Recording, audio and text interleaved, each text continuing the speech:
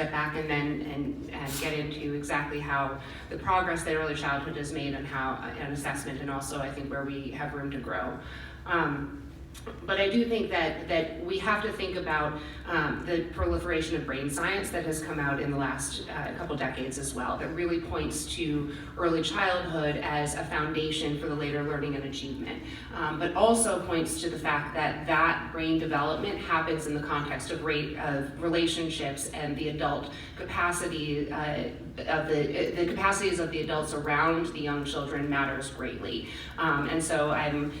always joking with Secretary Pizer that I can bring everything back to early childhood, and I think that is why. That the fact is that we're talking about children, and young children in particular really think about the adults around them. That includes families and includes the workforce coming out of higher ed. And so when we talk about assessment, that context I think is incredibly important.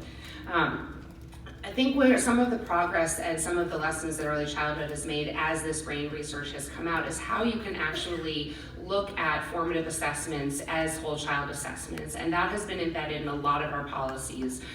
that have come out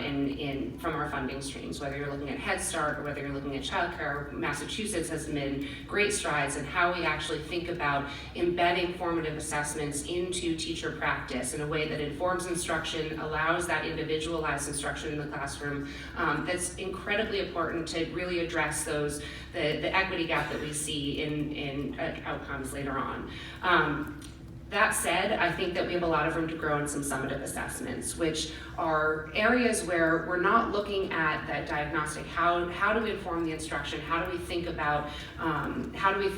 the experience of the child in the classroom? But it's incredibly important for policymakers to think about how we address the opportunity gap you were hearing about earlier. How do we understand where at critical points of transition for children and child development, how do we understand where we need to deploy resources, where we need to be addressing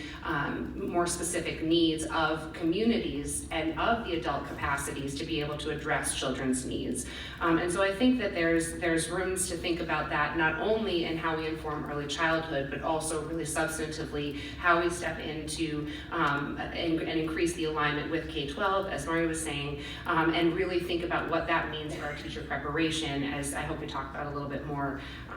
But I also want to say, as we think about that what we know for child outcomes and what we know for the brain research, as I said, is adult capacities, and what we know about adult capacities is the quality of the environment they're teaching in matters. So we can't talk about assessment for children in early childhood without thinking the parallel, and you see this in K-12 too, of how we talk about program accountability and program assessment, how we set the pathway for quality for programs. And unlike K-12, where you have an organizing entity like a local education agency, early childhood is a mixed delivery field that has a multitude of different entities that are meeting community needs, but also they're grappling with fragmented funding streams, all with different requirements that has led to instability. So we have this trying to really address the needs of children in the midst of a fragile field that is really catching up on how we leverage the research on